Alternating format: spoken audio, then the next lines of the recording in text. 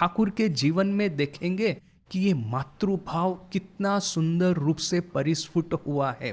जब ठाकुर पहली बार साधना का दिव्योन्माद में जब ठाकुर ने माँ की आराधना करनी प्रारंभ की थी, देखिए कि ठाकुर की साधना को हम दो स्टेज में डिवाइड कर सकते हैं या तो फिर दो फेज में समझ सकते हैं। सर्वप्रथम फेज तो है कि ठाकुर अकेले ही अपने हृदय की उच्छ्वासता से, अपने हृदय के आवेग से माँ काली की पूजा कर रहे थे, उनको पुकार रहे थे दर्शन देने के लिए। उस समय ठाकुर को सिखाने के लिए ना ही कोई गुरु थे, ना ही कोई आचार्य थे, ना ही उन्होंने बस वो केनाराम भट्टाचार्य से माँ काली का मंत्र लिया था, शक्ति मंत्र लिया था, क्योंकि माँ काली की यदि पूजा करनी है तो शक्ति मंत्र में दीक्षित होना आवश्यक था।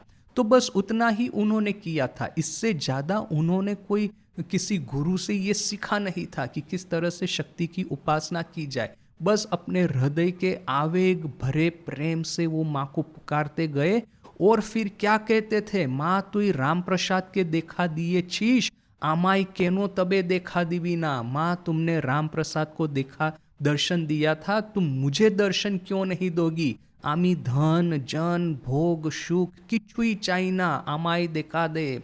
मुझे धन जन भोग सुख कुछ नहीं चाहिए, मुझे देखा दे, मुझे तुम आकर के दर्शन दो, मैं तुमको देखना चाहता हूँ। तो इस तरह से हृदय के आवेग से श्री रामकृष्ण ने माँ की आराधना की थी।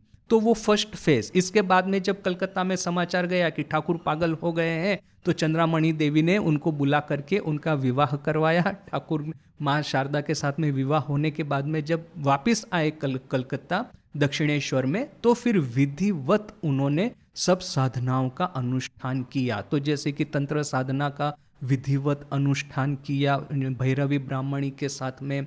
भैरवी ब्राह्मणी उनकी गुरु थी, वेदांत साधना में उनको गुरु थे तोतापुरी, वात्सल्य भाव की साधना में थे जटाधारी वगैरह वगैरह।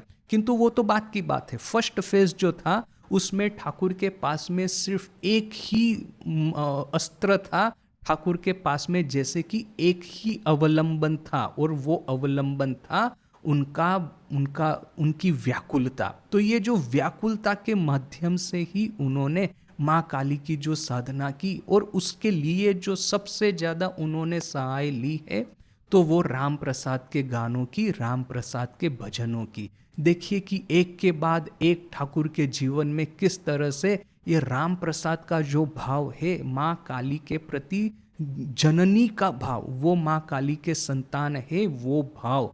देवी मैं थोड़ा सा पाठ करता हूँ लीला प्रसंग में से। लीला प्रसंग में किस तरह से शरत महाराज कहते हैं, प्रार्थना करीते करीते नयन धाराय ताहार बखो भाष्या जाइतो, एवं उहाते हृदयेर भार किंचित लघु होइले, विश्वासेर मुग्ध प्रेरणाय कथंचितो आश्वस्त होइया, पुनराय गीत गाहिया तिनी देवी के प्रसन्ना करीते उद्यत होइतेन।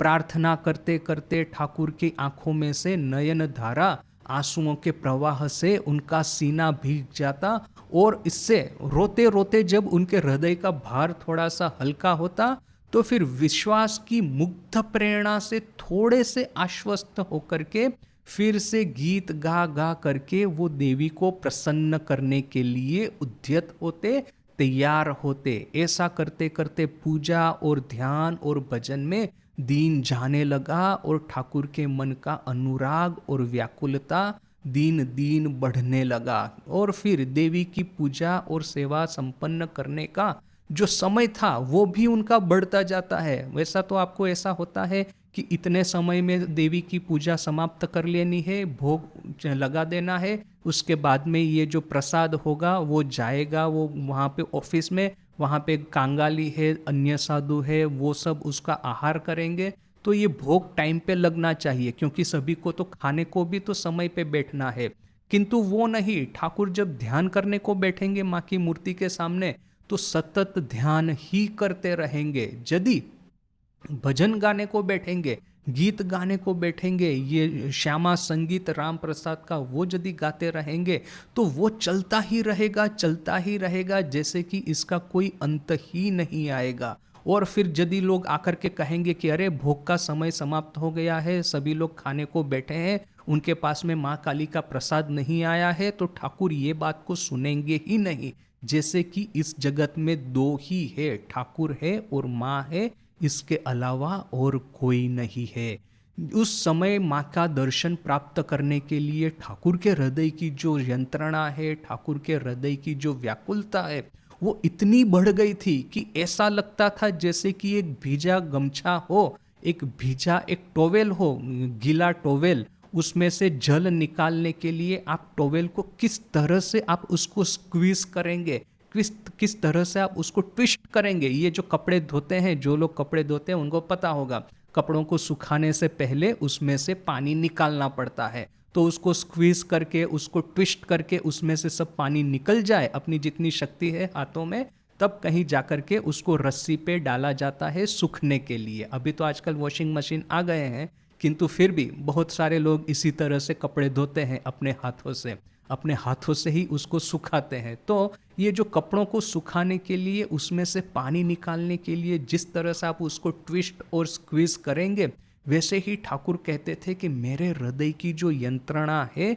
माँ काली का दर्शन प्राप्त करने की इतनी बढ़ जाती थी कि जैसे मेरे हृदय को कोई ट्विस्ट कर रहा है और कोई स्क्वीज कर रहा है, इतनी मेरे हृदय में यंत्रणा होती थी। और फिर यदि माँ का दर्शन नहीं मिला तो फिर मैं जमीन पे गिर जाऊंगा और बाह्य संज्ञा शून्य हो जाऊंगा, अर्थात कि जगत का कोई ज्ञान ही नहीं रहेगा, बेहोश हो जाऊंगा। और फिर किंतु ऐसा करते करते, रोते रोते, साधना करते करते, इतना भीतर में से, जैसे कि देखिए यहाँ पे जो वर्णन है कि सहसा मार अद्भुत दर्शन पाइलाम, एकाएक माँ काली का अद्भुत दर्शन प्राप्त हुआ और शंगा शून्य होइया पड़िया गेलाम, और बेहोश होकर के पड़ गया।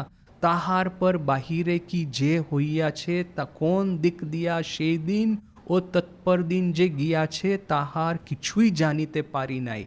बाहर में क्या चल रहा है, वो दिन कैसे गया था, बात का दिन कैसे गया था, इसके बारे में कुछ भी पता नहीं है। अंतरे किंतु एकटा अननुभूत जमाट बांधा आनंदे स्रोतो प्रवाहित छिलो एवं मार साक्षात प्रकाश उपलब्धि करिया छिलाम। हृदय में किंतु एक जमाट बांधा घोर आनंद का, घनघोर आनंद का स्रोत प्रवाहित हो रहा था और माँ का साक्षात प्रकाश में उपलब्धि कर रहा था।